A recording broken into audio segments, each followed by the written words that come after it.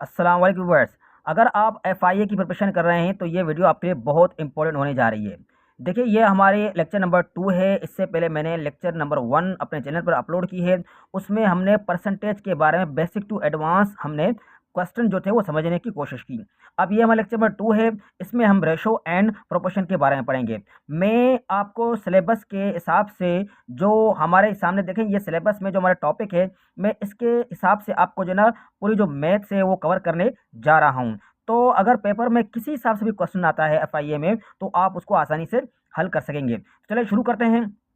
देखें, यहाँ पे सबसे पहले हमारा फर्स्ट क्वेश्चन क्या है, सिंप्लीफाई द रेशो 24:36। बहुत ही आसान है। इसमें मैं आपको शॉर्टकट तरीका बताऊंगा कि आप कुछ सेकंड्स में कैसे सवाल हल करेंगे। तो देखिए, इसको हम कैसे सोल्व करते हैं। यहाँ पर देखें, अब देखें, यहाँ पर सबसे पहले याद करें कि ये 24:36, इसको हमें रिड्यूस करना है। ठीक है, रिड्यूस के लिए ये है कि हमें टेबल लगाना पड़ता है। जैसे कि अगर मैं टेबल यहाँ पे लगाऊं तो यहाँ पे हम 12 का टेबल लगाएंगे। 12 2 ज़ा 24 और 12 3 ज़ा 36। तो यहाँ पे हमारे पास जो आया वो 2:3 आया। देखें, यहाँ पर टेबल आपको सेम लगाना है। क्या कहा मैंने कहा, टेबल क्या करना है, सेम लगाना है। तो जो 24 और 36, इन दोनों का सेम फैक्टर होना चाहिए। तो इनका सेम फैक्टर जो है वो 12 है। तो इस पर भी 24 पर भी हम 12 का टेबल लगाएंगे और 36 पर भी हम लगाएंगे। तो ये जो मेथड है आपको ध्यान में रखना है। देखें, अगर आपको रिड्यूस करना है, अब इस बात को, अगर आपको रिड्यूस करना है मतलब नंबर को घटाना है, तो आपको वहाँ पे डिवाइड करना होगा। लेकिन अगर आपको नंबर को इंक्रीज करना है, बढ़ाना है, ठीक है, तो वहाँ पर हम क्या करते हैं, मल्टीप्लाई करते हैं। ठीक है, ज़र्ब करते हैं, ये आपको पता है। चलें, यहाँ पर जो हमारे पास क्या आया, आंसर आया यहाँ पे 2:3। ये डी ऑप्शन हमारा करेक्ट हो गया। क्वेश्चन नंबर 2 देखते हैं, which of the following is equivalent to 5:8। अब देखें, वही बात, यहाँ हमने रिड्यूस किया और यहाँ ऑलरेडी रिड्यूस है, तो ये कह रहे हैं कि ये किनके बराबर होंगे। देखें, अगर आपको क्या करना है, इंक्रीज करना है, तो जैसे यहाँ पे आपने डिवाइड किया तो यहाँ पे आपको मल्टीप्लाई करना पड़ेगा। अगर यहाँ पे आपने सेम नंबर से डिवाइड किया है तो आपको सेम नंबर से मल्टीप्लाई करना होगा। अगर हम 5 को 3 से मल्टीप्लाई करेंगे, 5 3 ज़ा 15, और 8 को भी 3 से मल्टीप्लाई करना होगा, 8 3 ज़ा 24, तो हमारे पास रेशो आएगा 15:24। तो यहाँ पर आप देखेंगे 15:24, तो ये हमारा बी ऑप्शन क्या हो गया, करेक्ट हो गया। इसी हिसाब से अगर देखें, मैं कोई और टेबल लगाता, सपोज मैं यहाँ पे 2 करता, 5 2 ज़ा 10 हो जाता, और यहाँ पे मैं करता 2, तो 8 2 ज़ा 16 होता। तो यहाँ पे 10 और 16, आपको यहाँ पे 10 18 है, 20 30 या 20 35 है, तो यहाँ पे आपको सेम नहीं मिलेगा, लेकिन आपको 3 के टेबल से सेम मिलेगा। Question number 3, if 8:x is equal to 12:18 then x is equal to. अब यहाँ पर x की कीमत मालूम करनी है। देखिए, ये बहुत आसान होते हैं। मैं यहाँ पे थोड़ा सवाल लिख लूँ, फिर मैं आपको समझाऊँ। 8:x is equal to 12:18। अब यहाँ पे देखें, जब भी इस तरह का क्वेश्चन आ जाए तो आपको क्या करना है। देखें, ये दो, पहले तो इनको समझें, ये जो दो बाहर के नंबर है और अंदर है, और ये जो बाहर के, इनको हम कहते हैं एक्सट्रीम्स। क्या कहते हैं, एक्सट्रीम्स कहते हैं, और इनको हम कहते हैं मीन्स। ये पेपर में भी पूछा जा सकता है। ठीक है, इन दोनों को आप मल्टीप्लाई करना है। ठीक है, और इससे हम क्या करें, डिवाइड करेंगे। तो बिल्कुल वही बात, 6 2 ज़ा 12, 6 3 ज़ा 18। ठीक है, 2 1 ज़ा 2, 2 4 ज़ा 8, 4 3 ज़ा 12। तो इनको इन तरीके से आप हल करेंगे तो तकरीबन 5 सेकंड में ये हो जाएंगे। ठीक है, इस तरीके से आपको हल करना है, ये ध्यान में रखना। तो यहाँ पर जो हमारा आंसर है वो 12 है। इसी हिसाब से x:18 इक्वल टू 5:6, ये भी बिल्कुल इसी हिसाब से हल होंगे। ठीक है, अब अब देखिए, बिल्कुल इसी हिसाब से हमें हल करना है कि ये आपस में ज़र्ब होंगे, बाहर वाले और अंदर वाले आपस में ज़र्ब होंगे। ठीक है, तो इस हिसाब से ये होगा 18 मल्टीप्लाई 5 अपॉन 6। तो वो उसी हिसाब से 6 1 ज़ा 6, 6 3 ज़ा 18 और 5 3 ज़ा 15। तो यहाँ पे जल्दी में आंसर आ गए। तो हमारा यहाँ पे ऑप्शन 15 का है, ये हमारा करेक्ट ऑप्शन है। Find the fourth proportional 4 6 and 10। बिल्कुल इसी हिसाब से। ठीक है, वही सेम जो है ना आपको करना है इसमें भी। ठीक है, तो इसमें भी कोई मसला नहीं है। तो ये नंबर आपस में मल्टीप्लाई होंगे। ये 4 है। ठीक है, 2 2 ज़ा 4, 2 3 ज़ा 6, 2 1 ज़ा 2, 2 5 ज़ा 10, 5 3 ज़ा 15। तो वही यहाँ पे भी आंसर देखेंगे तो हमारे पास यहाँ पे जो 15 आंसर ये करेक्ट हो गया। तो इस हिसाब से ये जो है ना सारे मैंने आपको हल कर दिए। अब यहाँ पर देखें, अब ये भी बिल्कुल इसी हिसाब से है कि if a/b equal to 7:9 and A equal to 63 then B equal to what. अब यहाँ पे कह रहे हैं कि 7:9 है, तो ए जो बराबर है 63 के, तो बी कितने के बराबर होगा। अब इस चीज़ को आपको थोड़ा देखना है। अब यहाँ पे मैं सिंपल बात ये है कि ये कह रहे हैं कि जो ए का रकम मिल गया है कि बी का कितना रकम होगा अगर इनको रेशो ये है। अब यहाँ पे देखें, अब जब भी आपको जिसका अभी किसका में रकम मिला है टोटल, ठीक है, वो ए का मिला है, तो हमें क्या करना है, ए का रेशो क्या है, तो यहाँ पर देखें ये जो है ना ए है और ये बी है। हमें क्या करना पड़ेगा कि ये जो 7 है, मैंने 63 को 7 से हम डिवाइड करेंगे, ठीक है, तो यहाँ पे 7 × 7 करेंगे और 7 × 9 63 करेंगे, फिर ये 9 और ये 9 मतलब आपस में मल्टीप्लाई होंगे, 9 × 9 81। तो कभी भी रेशो दिया गया हो और एक का हिस्सा मिला है, दूसरे का हिस्सा मालूम करना है, तो फिर वो इस तरीके से मालूम करते हैं कि जिसका हिस्सा मिला है उसको उससे डिवाइड करना है और फिर वो मल्टीप्लाई होंगे। एक और सवाल इस तरह का है, यहाँ पर देखेंगे आप, the ratio of boys to girls is 5:4। अब यहाँ पर जो ये 5 है ये बॉय का रेशो है और ये जो 4 है गर्ल्स का रेशो है। इफ देयर आर 45 बॉयज, अब लड़कों की तादाद मिल गई है, how many girls are there, अब लड़कियां कितनी है, सेम चीज जो मैंने यहाँ कहा है वही चीज यहाँ होगा। अब यहाँ पे देखें जो बॉयज है, यहाँ पर जो बॉयज का रेशो क्या है, ये 5 है और बॉयज का मिला है, तो ये 5 × 1 = 5, 5 × 9 = 45, तो 4, तो 9 × 4 = 36, तो हमारे पास गर्ल्स कितने हो गए, 36 हो गए, ठीक है। एक और इसी तरह क्वेश्चन देखते हैं, the ratio of Ahmed's age to Ali's age is 3:5 if Ali is 25 years old, Ahmed's age is. बात वही है, यहाँ पे ऐसे समझो कि अली का हिस्सा मिल गया है, लेकिन जो अहमद है उसका हिस्सा क्या होगा, मैं सिंपल बात कह रहा हूँ, ठीक है। तो यहाँ पर जो अहमद है, ये अहमद का जो है हिस्सा है, रेशो है, और ये क्या हो गया, अली का है, ठीक है। अब किसका मिला है, हमें अली का मिला है, तो अली जिसका मिला है उसके रेशो के साथ को डिवाइड करना है। 5 × 1 = 5, 5 × 5 = 25, ठीक है। अब 5 × 3 = 15, तो यहाँ पर ये 15 हमारा आंसर हो गया। Question number 9, if the ratio of two number is 7:11 and the smaller number is 35, find the larger number. अब बिल्कुल वही बात, सेम की बात है। अब यहाँ पर क्या कह रहे हैं, देखें यहाँ पे तो किसी का नाम नहीं दिया है, सिंपल यहाँ पे आपको समझा रहे हैं कि द स्मॉलर नंबर इज 35, मतलब जो स्मॉलर नंबर है वो हमें दिया गया है। स्मॉलर नंबर क्या है, 7 है, ठीक है, जिसका दिया गया है वो 7 है। फाइंड द लार्जर नंबर 11 है, तो वही बात, जिसका दिया है उसको उससे डिवाइड करें। 7 × 1 = 7 और 7 × 5 = 35, 7 × 5 = 35, तो आप 5 × 1 = 5, 5 × 1 = 5, तो 55 हमारा आंसर हो गया। Question number 10, the ratio of the present ages of the father and son is 7:2 if the father is 42 years old, what is the son's present age. Same वही चीज़ आपको करना है, यहाँ पे किसका एज मिला है, फादर का रेशो क्या है, यहाँ है, तो ये 7 × 1 = 7, 7 × 6 = 42, 6 × 12 = 12। क्वेश्चन नंबर 11 देखें, डिवाइड 900 इन दी रेशो 2:7। अब यहाँ पे कह रहे हैं कि ये टोटल नंबर दिया गया हमें, ठीक है। देखें जब भी आपको टोटल नंबर मिले, मैं इसको थोड़ा यहाँ पे सॉल्व करता हूँ ताकि फिर आप आसानी समझ सके, ठीक है। अब देखें जो हमें टोटल नंबर दिया गया है, टोटल नंबर, तो हमारे पास ये जो रेशो आ जाए, जब यहाँ पे जो हमें नंबर दिए गए थे ये पार्ट्स थे इनके, ठीक है, जो हमने यहाँ सॉल्व किए थे, ये जितने भी हमने सॉल्व किए हैं ये पार्ट्स थे, लेकिन यहाँ पर क्या हो रहा है कि अभी टोटल आ गया। जब भी टोटल आ जाए तो आपको क्या करना है, जो रेशो है इनको आपस में आपको प्लस करना है, तो ये 9 हो गए, ठीक है। अब हमें यहाँ पे क्या करना है कि इन दोनों का जो है ना हिस्सा निकालना है, मतलब डिवाइड करना है हमें। तो अब क्या करेंगे, तो हम पहले अगर 2 का निकालेंगे तो जो हमारा रेशो, मैं पार्ट ऑफ रेशो, मैं यहाँ पे थोड़ा आराम से करूँ ताकि आप बात को समझे, पार्ट ऑफ रेशो, तो यहाँ से मैं इजीली सॉल्व करूँ, पार्ट ऑफ रेशो हो गया, और यहाँ पे हो गया sum of ratio, sum of ratio multiply by, तो इसको टोटल सम करेंगे, ठीक है। तो रिक्वायर्ड नंबर, ये क्या हो गया, रिक्वायर्ड नंबर। तो हमें जो रिक्वायर्ड नंबर चाहिए, पार्ट ऑफ रेशो क्या है, 2 का चाहिए 2, और सम ऑफ रेशो क्या है, 9 है, ठीक है, डिवाइड बाय 900, तो 9 का यहाँ से गया तो 2 × 100 इक्वल टू ये 202 का आ गया। इसी हिसाब से जो आप 9 का करेंगे डायरेक्ट, तो उसका क्या आएगा, 7 ही आएगा, तो ये हो गया 700 होगा। तो 200 जो है ना 2 का हो गया, और 7 जो है ना वो 7 का 100 हो जाएगा। ये तो बहुत आसान है, तो यहाँ पे 200 एंड 700 रुपीज़ कहाँ है, ये हमारा बी ऑप्शन करेक्ट हो गया। क्वेश्चन नंबर 12 देखें, the ratio of two number is 4:9 if their sum is 91, find the larger number. तो वही बात हो गई कि यहाँ पे इनका जो सम है वो 91 है, तो फाइंड द लार्जर नंबर हमें मालूम करना है। सेम वही चीज़ है यहाँ पे। तो आप जो रेशो दिया गया है उनको आप क्या करेंगे, प्लस करेंगे आपस में।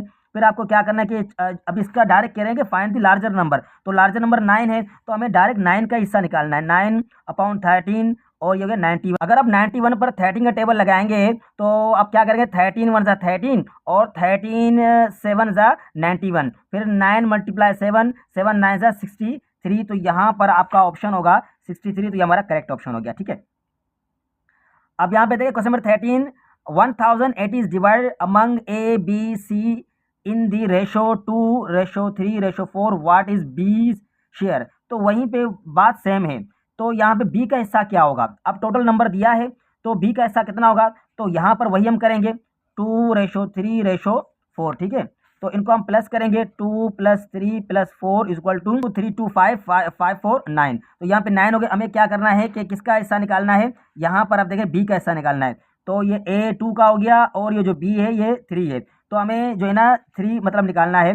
तो वही हिसाब से 3/9। ठीक है, part of ratio sum of ratio multiply by 1018। तो यहाँ पे वही हम मल्टीप्लाई डिवाइड करेंगे। 9 1 ज़ा 9, 9 1 ज़ा 9 हो गया और 9 2 ज़ा 18, ये 0। तो हम इनको मल्टीप्लाई करेंगे, 3 0 0, 3 2 ज़ा 6, 3 1 ज़ा 3। तो ये हमारे पास आंसर आएगा 360। तो हमारे यहाँ पे करेक्ट ऑप्शन हो गया। The ratio of red, blue and green bars is 3 4 5. If the total number of bars is 60, how many green bars are there? देखिए, आपको IBA के पेपर या STS किसी भी जो ना अदारा टेस्ट ले तो वो आपको कंफ्यूज करेगा, आपके माइंड को चेक करेगा। अब यहाँ पर आपको कहा कि आप बी का मालूम करें। अब यहाँ पे आप कह रहे हैं कि आप ग्रीन बार्स मतलब बिल्कुल एग्जैक्ट ये ऐसे ही सॉल्व होंगे। ठीक है, तो यहाँ पे क्या करना है, तो यहाँ पर ये रेड ब्लू ग्रीन, तो यहाँ पर जो हमारा ग्रीन है वो 5 है। तो डायरेक्टली हमें 5 का मालूम करना है। तो हम क्या करेंगे, 3 + 4 + 5। तो यहाँ पे 3 4 7 7 1 5 12। अब यहाँ पे हमें क्या करना है, 5 का मान 5/12 और यहाँ पर जो हमारे पास टोटल नंबर क्या है 60 है। तो ये हमने 60 कर दिया यहाँ पे। ठीक है, तो यहाँ पे वही टेबल हम लगाएंगे, 12 1 ज़ा 12 और 12 5 ज़ा 60 हो गया। तो 5 5 ज़ा 25 हो गया। तो यहाँ पर हमारे पास 25 ऑप्शन ये हो गया, करेक्ट हो गया। अब ये देखें, if 15 books cost 750, what will be the cost of 24। बिल्कुल आसान है, बिल्कुल जैसे कि 4 5 क्लास के बच्चों का सवाल है। अब इसमें आपको हमेशा याद करना है कि जो 15 बुक्स है उसकी कीमत 750 है। तो हमेशा याद करना कि हमें एक बुक की कीमत पहले मालूम करनी है। अगर एक बुक की कीमत हमें पता चल जाए फिर हम जो है ना दूसरे किताब की कीमत जो है ना मालूम कर सकते हैं। हम इसको यहीं पे सॉल्व करेंगे। ठीक है, तो यहाँ पर हम क्या करें, 50 1 ज़ा 15 और यहाँ पे करें 15 5 ज़ा 75 और 0 हो गया। तो फिर हम क्या करेंगे, यहाँ पे 50 और जो है ना 24 को मल्टीप्लाई करेंगे, 4 0 0 0 4 5 ज़ा 20 हो गया। यहाँ पे 2 0 0 2 5 ज़ा 10। तो ये 0 0 ये 2 ये, तो यहाँ पर हमारे पास ये आंसर आ गया। ठीक है, तो आप डायरेक्ट भी मल्टीप्लाई कर सकते हैं। अच्छा, यहाँ पर क्वेश्चन नंबर 16 है, इफ 18 पेन्स कॉस्ट 360। बिल्कुल ऐसे ही सवाल है, मैं इसलिए बार बार दे रहा हूँ ताकि आपकी प्रैक्टिस हो जाए इसमें। तो वही आपको काम करना है कि जब आप 80 1 ज़ा 18 करेंगे और 80 2 ज़ा 36 हो जाएगा तो ये 20 हो गए। इसी हिसाब से फिर आप वही बात है, आप जो है 20 को 25 से मल्टीप्लाई करेंगे। तो ये 5 2 ज़ा 10। ठीक है, 2 2 ज़ा 4 4 1 5 और ये 0 का आ गया। तो यहाँ पे हमारे पास ये आंसर आ गया। Question number 17. A car travels 180 km using 15 liters of petrol. How far will it travel using 20 liters? बहुत ही आसान क्वेश्चन है। ठीक है, बात मेथड वही है जो यहाँ अप्लाई किया है, यहीं पे वही अप्लाई करना है, सिर्फ क्वेश्चन को चेंज किया ताकि कंफ्यूजन हो। अब यहाँ पे वही बात है कि 180 किलोमीटर आप ट्रेवल करेंगे 15 लीटर्स पर, लेकिन 20 लीटर्स पर आप कितने ट्रेवल करेंगे। तो हमें ये मालूम करना है कि हम पर किलोमीटर में कितने लीटर का मतलब यूज़ कर रहे हैं। ठीक है, तो हमें वो मालूम करना है पहले। तो देखिए यहाँ पर हम क्या करें, 50 1 ज़ा 15 और यहाँ पर 50 1 ज़ा 15 3 बच गए। तो 50 2 ज़ा 30। ठीक है, तो ये 12 आ गया। इस 12 को हमें मल्टीप्लाई करना है किससे, 20 से। तो यहाँ पे 2 2 ज़ा 4 2 1 ज़ा 2 और ये 0 आ गया। तो यहाँ पे हमारे पास 240 किलोमीटर, 15 लीटर्स पर हम 180 किलोमीटर ट्रेवल करेंगे और 20 लीटर पर हम 240 किलोमीटर ट्रेवल करेंगे। ठीक है, question number 18. If 9 machines produce 500 units in one day, how many units will 15 machines produce in one day? अब देखें यहाँ पर 9 मशीनें हैं 540 यूनिट्स जो है ना वो प्रोड्यूस करते हैं एक दिन में। तो 15 मशीनें एक दिन में कितने यूनिट्स जो है ना वो प्रोड्यूस करेंगे।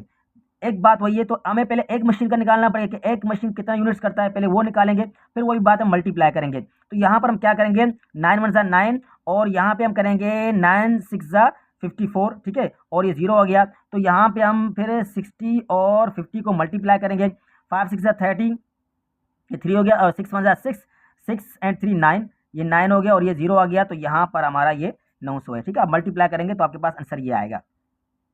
Question number 19. If 12 workers complete a job in 15 days, how many days will 20 workers take? बहुत ही आसान क्वेश्चन है और पेपर में बार बार आते हैं, ठीक है। देखिए मैं इसको आपको यहाँ पे समझाने की कोशिश करूंगा। अब यहाँ पर देखिए, इसको हमेशा मैं पहले आपको इसी तरीके से बताऊँ, फिर इसके ट्रिक भी बताऊंगा, ठीक है। अब यहाँ पे हम नीचे वर्कर्स की बात कर रहे हैं कि ये हमारे वर्कर्स हैं और ये हमारे क्या हो गए, डेज हो गए। अब हम कह रहे हैं 12 वर्कर्स और कितने हो गए, 15 डेज हो गए, और हम कह रहे हैं 20 वर्कर्स और हमें डे मालूम करना है। तो आपने पढ़ा होगा इनवर्स, इसमें इनवर्स प्रोपोर्शन, ठीक है। इनवर्स प्रोपोर्शन एक पढ़ा होगा और दूसरा आपने पढ़ा होगा डायरेक्ट प्रोपोर्शन।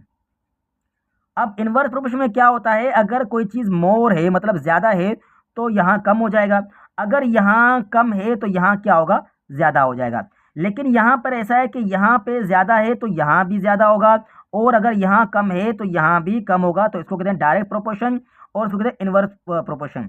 अब यहाँ पर आप नोट करेंगे कि 12 वर्कर्स हैं तो 15 दिन लगेंगे, लेकिन वर्कर हमने बढ़ाए तो यह बढ़ा, ये क्या हो गया, कम हो गया, ठीक है। यहाँ जो है मिसाल थोड़ा कम है, ठीक है, 12 दिन है, 12 वर्कर है तो दिन ज़्यादा हो गए, लेकिन यहाँ पर हमने वर्कर बढ़ाए तो दिन कम हो गए। तो इसको कहते हैं इनवर्स प्रोपोर्शन। तो ये यहाँ से क्या हो गया, डिक्रीज हो गया, क्या हो गया, डिक्रीज हो गया, ठीक है। और इसको हम क्या कहते हैं, फिर ये यहाँ से इंक्रीज, तो ये डिक्रीज, हमें ये चीज़ देखना है इसको। तो फिर बात की बात ये देखना है कि यहाँ पे हमारे पास क्या हो गया, डिक्रीज हो गया, क्या हो गया, मतलब घट गया, डिक्रीज हो गया। तो अब इसको हम कैसे हल करेंगे, ठीक है। तो यहाँ पर देखें, यहाँ से शुरू है तो ये 20, मैं आपको पहले समझाऊँ, ठीक है, 20 और ये 12, इसी हिसाब से यहाँ पे ये 15 और ये x हो गया, ठीक है। अब जैसे मैंने कहा ये आपस में यहाँ पे मल्टीप्लाई होंगे और ये आपस में मल्टीप्लाई होंगे, मैंने आपको समझाया था। तो ये होगा 12 मल्टीप्लाई बाय 15 और ये क्या होगा, डिवाइड होगा यहाँ से, ये आपको याद करना है, ठीक है। ये हम डायरेक्ट तरीके से हल कर रहे हैं जो मैंने आपको शुरू में समझाया था। अब यहाँ पे आपको क्या करना है, 5 3 ज़ा 15, 5 4 ज़ा 20, ठीक है, 2 2 ज़ा 4, 2 6 ज़ा 12, 2 1 ज़ा 2, 2 3 ज़ा 6, तो 3 मल्टीप्लाई 3 इक्वल टू 9। तो यहाँ पर हमारे पास जो 9 आंसर ये हो गया। Question number 20, if 16 man complete a piece of work in 18 days. अब सेम ये क्वेश्चन जो है ये सेम है, ठीक है। How many man are required to complete it in 12 days. फिर वही बात है कि आप जो है ना अपने आसानी के लिए आपको क्या करना है कि मैं जैसे कि मैन पहले आप लिखें और फिर क्या करना है, डेज, ठीक है। ये मैं आपको समझाने के लिए बता रहा हूँ। मैन कितने हैं, 16 है, डेज कितने हैं, 18 है, ठीक है। अब यहाँ पे हमें डेज दिया गया है 12 डेज, लेकिन हमें कितने बंदे चाहिए, ठीक है। तो अब 16 मैन जो है वो 18 दिनों में वो काम कर रहे हैं, ठीक है। अब दिन जो है ना 12 कर दिए हमने, दिन हमने घटा दिए, तो हमें क्या करना पड़ेगा, तो ज़ाहिर है हमें बंदे बढ़ाने पड़ेंगे। तो वही बात देखिए, यहाँ पे हमने क्या कर दिया, इसको डिक्रीज कर दिया, ये हमें देखना है, ठीक है। यहाँ पे मैं डिक्रीज कर दिया, तो यहाँ पे ये चीज़ हमें ये नोट करना है, डिक्रीज हो गया। अब हमें क्या करना है, ये x, ये 16 इज इक्वल टू, और ये 18 और ये 12, वही काम, ये दोनों आपस में मल्टीप्लाई होंगे, ये होंगे, लेकिन शॉर्टकट तरीका यही होगा, 16 मल्टीप्लाई 18 अपॉन 12। तो आप टेबल लगाएं, 6 2 6 1 6 2 12, 6 3 18, 2 1 2 और 2 8 16। तो यहाँ पे 8 मल्टीप्लाई 3, 8 3 24। तो हमारे पास यहाँ पे आंसर क्या आना चाहिए, 24 आना चाहिए। तो यहाँ पे सी ऑप्शन हमारा क्या हो गया, करेक्ट हो गया। अब ये जो हम पढ़ रहे हैं ये होता है इनवर्स प्रोपोर्शनल, ठीक है। अब ये जो है मैंने लास्ट में लिखा है, if Ali buys 10 pens for 90 rupees, how much will he pay for 15 pens. अब इसको देखें, ठीक है, इसको लाजमी देखें, आसान है लेकिन देखें आप लाजमी। यहाँ पर हम कह रहे हैं वही बात है, ये हो गया पेन्स और ये हो गया रुपीज़, 10 पेन्स है और यहाँ पर हमारे पास 90 रुपये हो गए, और यहाँ पे 15 पेन्स है और ये हमें मालूम करना है। अब ये जो हमारे पास, अब नोट करें, 10 पेन है तो उनकी कीमत 90 है, तो 15 पेन है उनकी कीमत ज़्यादा होगी, तो यहाँ भी बढ़ गया तो यहाँ भी बढ़ेगा। तो ये हमारा क्या होता है, इसको हम कहते हैं डायरेक्ट प्रोपोर्शन, ठीक है, ये डायरेक्ट हो गया हमारा। अब हमें इसमें क्या करना है, जैसे कि हम उसमें डिक्रीज़ कर रहे हैं, तो इसमें हम दोनों साइड में क्या करते हैं, इंक्रीज़ करते हैं, ठीक है। अब यहाँ पर देखें, अब इनको आप ऐसे निशान लगा दें या ऐसे कर दें, इसमें कोई फ़र्क नहीं, लेकिन दोनों बराबर होने चाहिए, ठीक है। अब यहाँ पर देखें, ये 15, ये 10 इक्वल टू ये x हो गया और ये 19, वही बात है, ये आपस में मल्टीप्लाई होंगे, ये आपस में, ठीक है। तो 90 मल्टीप्लाई बाय 15 और ये 10 हो गया, ठीक है। यहाँ ज़ीरो से गया, और फिर टेबल हम पढ़ेंगे 9 का, 5 9 45, ये 4 9 1 9, 9 एंड 4 13, तो 135। तो यहाँ पर हमारा ये सी ऑप्शन क्या हो गया, करेक्ट हो गया। तो इंशाल्लाह मिलते हैं किसी नेक्स्ट टॉपिक पर। तो यहाँ तक के लिए अल्लाह हाफिज़।